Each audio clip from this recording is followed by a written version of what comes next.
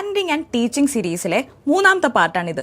ഇന്ന് നമ്മൾ കൂടുതലും അതോറിറ്റേറ്റീവ് പാരന്റിംഗ് അല്ലെങ്കിൽ ടീച്ചിങ് മെത്തേഡിന്റെ കീ ഫീച്ചേഴ്സ് എന്തൊക്കെയാണെന്ന് ഡിസ്കസ് ചെയ്യും. ഏറ്റവും ഫസ്റ്റ് ഫീച്ചർ എന്ന് പറയുന്നത് വളരെ ക്ലിയർ ആയിട്ടുള്ള റൂൾസ് ആൻഡ് അതുപോലെ കോൺസിക്വൻസസ് ആണ് ഡിസൈൻ ചെയ്തിരിക്കുന്നത്. ഓവർവെൽമിംഗ് ആയിട്ട് ഒരുപാട് കാര്യങ്ങൾ നമ്മൾ കുട്ടികൾക്ക് കൊടുക്കാതെ പ്രോപ്പറായിട്ട് ഒരു 3-4 ബിഹേവിയറിനെ അടിസ്ഥാനമാക്കിയിട്ട് കുറച്ച് റൂൾസ് ഇംപ്ലിമെൻ്റ് ചെയ്യും. സിമ്പിളായിട്ട് അത് ഫോളോ ചെയ്യാൻ പറ്റുന്ന ഒരു സിസ്റ്റം നമ്മൾ ക്രിയേറ്റ് ചെയ്തെടുക്കുകയും ചെയ്യും. അതായത് ഇപ്പോൾ ഒരു കുട്ടിയുടെ നമുക്ക് ടാൻഡ്രംസ് ആണ് സ്റ്റോപ്പ് ചെയ്യേണ്ടതെന്നുണ്ടെങ്കിൽ ആ ഒരു പർട്ടിക്കുലർ വീക്കിൽ, അതായത് നമ്മുടെ കുട്ടികൾക്ക് റൂൾ ഓഫ് 3 എന്ന് പറയുന്ന ഒരു കാര്യമുണ്ട്. അതായത് 3 ദിവസം നമ്മൾ കൺസിസ്റ്റൻ്റ് ആയിട്ടൊരു കാര്യം ചെയ്തു കഴിഞ്ഞാൽ കുട്ടികൾക്കത് ശീലമായിട്ട് മാറും. നമ്മളെപ്പോലെ ഒരുപാട് ഡേയ്സിൻ്റെ ആവശ്യമില്ല.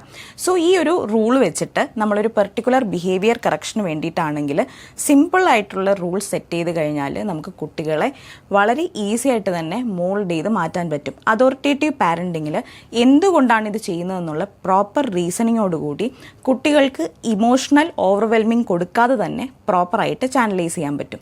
ഇതേ കാര്യം നമുക്ക് ടീച്ചിങ്ങിലും ഇംപ്ലിമെൻ്റ് ചെയ്യാവുന്നതാണ്. നമ്മൾ കുട്ടികൾക്ക് ഹോംവർക്ക് ചെയ്യാൻ മടിയാണ് അല്ലെങ്കിൽ വായിക്കാൻ ഇഷ്ടമല്ല എന്നുള്ളത് കണ്ടു കഴിഞ്ഞാൽ സിമ്പിൾ ആക്ടിവിറ്റീസ് അല്ലെങ്കിൽ ആ ഒരു കാര്യം ചെയ്യാൻ വേണ്ടിയിട്ട് ഒരു സെറ്റ് ഓഫ് റൂൾസ് സിമ്പിൾ ആയിട്ടുള്ള രീതിയിൽ നമ്മൾ ആദ്യം ഇംപ്ലിമെന്റ് ചെയ്യും. രണ്ടാമത്തെ പോയിന്റ് എന്ന് പറയുന്നത് വാംത്തും ഫേംനെസ്സും ആണ്. അതായത് അക്കൗണ്ടബിലിറ്റി. കുട്ടികൾക്ക് നമ്മൾ സ്നേഹം കൊടുക്കുന്നുണ്ട്, അതോടൊപ്പം തന്നെ ഫേം ആയിട്ട് സ്ട്രിക്റ്റ് ആയിട്ട് നിൽക്കുന്നുണ്ട്. Not too strict, not too easy going. അങ്ങനെ ഒരു ബാലൻസ്ഡ് ആയിട്ടുള്ള രീതിയിലുള്ള അപ്രോച്ചാണ്.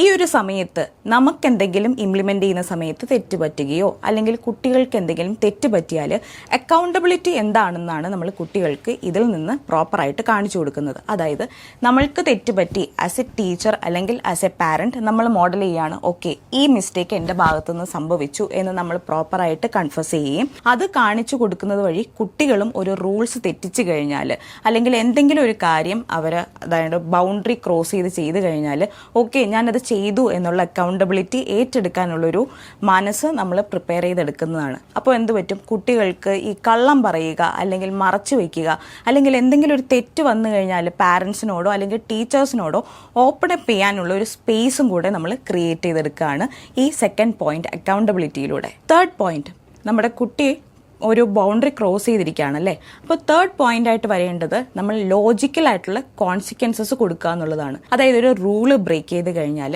അതിൽ കോൺസിക്വൻസസ് എന്താണ് മനസ്സിലാക്കി റാദർ ദാൻ പണിഷ്മെന്റ് നമ്മൾ കുട്ടികൾക്ക് അവർക്ക് ഇഷ്ടമുള്ളൊരു പ്ലേ ടൈം ഉണ്ട് അല്ലെങ്കിൽ ഇഷ്ടമുള്ളൊരു കാര്യമുണ്ട് ചെയ്യാനെന്നുണ്ടെങ്കിൽ അവരെന്തെങ്കിലും ഒരു ബൗണ്ടറി അല്ലെങ്കിൽ നമ്മൾ സെറ്റ് ചെയ്ത റൂള് ക്രോസ് ചെയ്ത് കഴിഞ്ഞാൽ അതിൻ്റെ ടൈം കുറയ്ക്കുക. അതായത് സപ്പോസ് നമ്മൾ പണിഷ്മെൻ്റ് അല്ലാതെ തന്നെ നമ്മൾ കുട്ടികളോട് പറയുകയാണ്, ഓക്കെ നീ ഈ ഒരു കാര്യത്തിൽ ഓവർബോർഡായി പോയി കഴിഞ്ഞു. അപ്പോൾ എന്ത് ചെയ്യുക, നിനക്ക് ഇന്നത്തെ പ്ലേ ടൈം 30 മിനിറ്റ്സ് ആണെന്നുണ്ടെങ്കിൽ 20 മിനിറ്റ്സ് തരുള്ളൂ.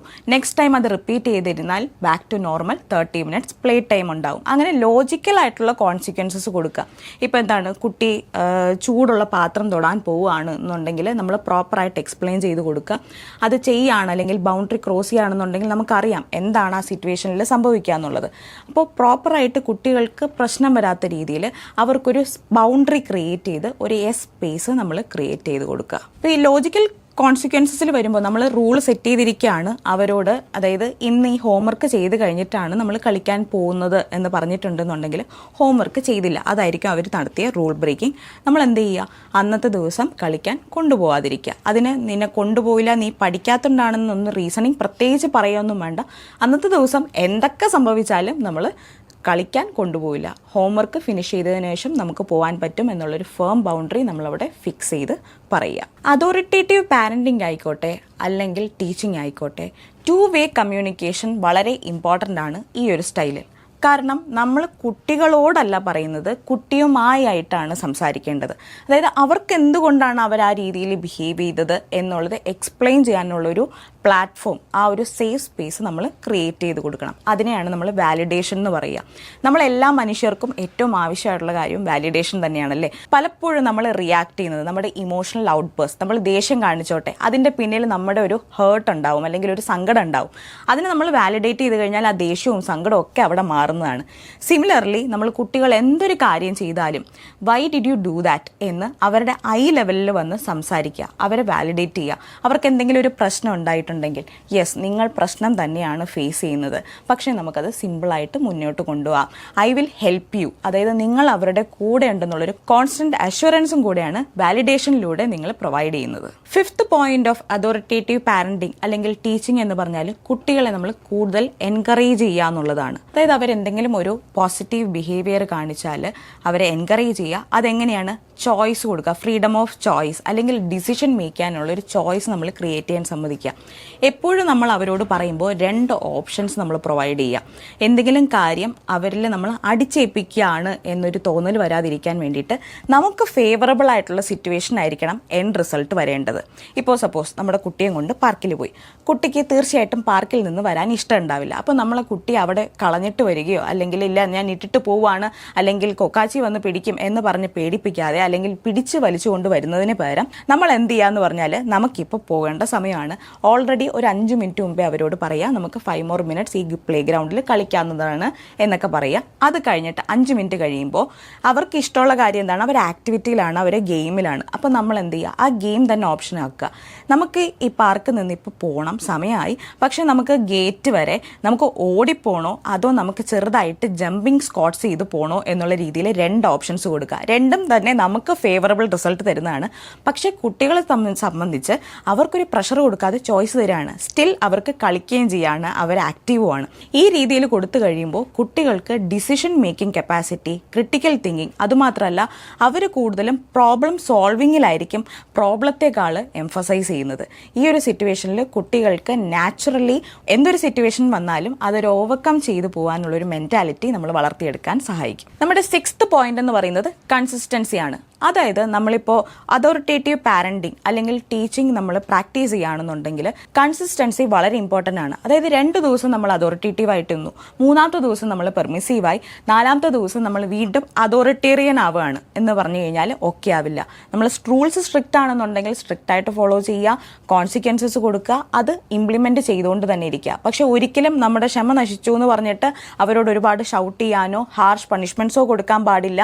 അതുപോലെ തന്നെ അവർക്ക് വേണ്ടിയിട്ട് ലെറ്റ് ഡൗൺ ചെയ്യാൻ പറ്റില്ല. അവർ ഭയങ്കരമായിട്ട് ടാൻട്രംസ് ത്രോ ചെയ്യണു, ഓക്കെ ഇപ്പോഴത്തേക്ക് നമുക്കത് ചെയ്യാം എന്ന് പറഞ്ഞു ഒരു കാരണവശാലും നിങ്ങൾ ആ ബൗണ്ടറീസ് ബ്രേക്ക് ചെയ്യാതെ കൺസിസ്റ്റന്റ് ആയിട്ട് തന്നെ ആ സെറ്റ് ഓഫ് റൂൾസിൽ നമ്മളും ഉറച്ചു പോകേണ്ടത് വളരെ ഇമ്പോർട്ടൻ്റ് ആണ്. Last point, model the behaviour. കുട്ടികൾക്ക് എപ്പോഴും നമ്മൾ കാണുന്നത് അതുപോലെ മിമിക് ചെയ്യാനാണ് എളുപ്പമായിരിക്കുക. അവർ നമ്മളെ ഒബ്സർവ് ചെയ്തുകൊണ്ടിരിക്കുകയാണ്. അപ്പോൾ നമ്മൾ എന്തെങ്കിലും ഒരു ക്യാരക്ടറിസ്റ്റിക്സ് അവരിൽ ഉണ്ടാവണം എന്നുണ്ടെങ്കിൽ അതെങ്ങനെയാണെന്ന് നമ്മൾ തന്നെ മോഡൽ ചെയ്ത് കാണിച്ചു കൊടുക്കുക. എഗെയിൻ നമ്മൾ നേരത്തെ പറഞ്ഞ പോയിന്റ്, അക്കൗണ്ടബിലിറ്റി. ഒരു തെറ്റ് പറ്റിയാൽ നമ്മളത് സമ്മതിക്കുക. അതുപോലെ തന്നെ ഒരു കാര്യം പറഞ്ഞാൽ കാമായിട്ടിരിക്കുക. ഇൻ കേസ് നിങ്ങളുടെ വർക്ക് ചെയ്തുകൊണ്ടിരിക്കുകയാണ്, നിങ്ങൾക്ക് കുട്ടികളെ ശ്രദ്ധിക്കാൻ പറ്റിയില്ല, ആ ഒരു സമയത്ത് ജസ്റ്റ് ഷൗട്ട് ചെയ്തു എന്നുണ്ടെങ്കിൽ സ്പോട്ടിൽ തന്നെ നമ്മൾ കുട്ടികളോട് സോറി പറയുക. അവരുടെ ഐ ലെവലിൽ വന്നിട്ട് സോറി പറഞ്ഞ് അക്കൗണ്ടബിലിറ്റി കാണിച്ചു കഴിഞ്ഞാൽ ഓക്കെ, അപ്പോൾ ഞാനൊരു തെറ്റ് പറ്റിക്കഴിഞ്ഞാൽ എനിക്കത് തിരുത്താനുള്ള അവസരമുണ്ട്, ഞാനത് സമ്മതിച്ചു കഴിഞ്ഞാൽ അടുത്ത് നിൽക്കുന്ന ആൾ എന്നെ മനസ്സിലാക്കും എന്നുള്ള രീതിയിൽ നമ്മൾ മോഡൽ ചെയ്യുക. നമ്മൾ എന്താണോ കാണിക്കുന്നത്, റെസ്പെക്റ്റ് ആണ് നമ്മൾ കുട്ടികളിൽ നിന്ന് എക്സ്പെക്ട് ചെയ്യുന്നതെങ്കിൽ നമ്മൾ എങ്ങനെയാണ് ഒരു വ്യക്തി മറ്റൊരു വ്യക്തിയോട് റെസ്പെക്ട്ഫുള്ളി ബിഹേവ് ചെയ്യുന്നത് എന്നുള്ളത് മോഡൽ ചെയ്ത് കാണിച്ചു കൊടുക്കുക. അല്ലാതെ ഒരിക്കലും തന്നെ നമുക്ക് ഒരു കുട്ടിക്ക് റെസ്പെക്ട്ഫുള്ളി എങ്ങനെ ബിഹേവ് ചെയ്യണം, അയാളോട് ഹാർഷായിട്ടും ഡിസ്റെസ്പെക്ട്ഫുള്ളായിട്ട് ബിഹേവ് ചെയ്തിട്ട് നമ്മൾ ആ കുട്ടിയിൽ നിന്ന് തിരിച്ച് നമുക്കത് എക്സ്പെക്ട് ചെയ്യാൻ കഴിയില്ല. അപ്പോൾ നിങ്ങൾക്ക് ഇപ്പോൾ ഒരു ഡൗട്ട് വരാം, ഈ 7 പോയിന്റ്സും ഒക്കെ പറഞ്ഞു, പക്ഷേ നമ്മുടെ ഇപ്പോഴത്തെ സിറ്റുവേഷൻ എന്ന് പറഞ്ഞാൽ നമ്മൾ ഐഡന്റിഫൈ ചെയ്ത സ്റ്റൈലിൽ ഒരു പ്രോപ്പർ അതോറിറ്റേറ്റീവ് രീതി കൊണ്ടുവരാൻ പറ്റിയില്ല. അപ്പോൾ നമ്മുടെ ടീച്ചിങ് സ്റ്റൈലിലായിക്കോട്ടെ പാരന്റിങ് സ്റ്റൈലിലായിക്കോട്ടെ നമ്മൾ എങ്ങനെയാണ് ഈ അതോറിറ്റേറ്റീവ് ക്യാരക്ടറിസ്റ്റിക്സിനെ ഇംപ്ലിമെന്റ് ചെയ്യുക, ഈ ഒരു കാര്യം നമുക്ക് നെക്സ്റ്റ് പാർട്ടിൽ ഡിസ്കസ് ചെയ്യാം.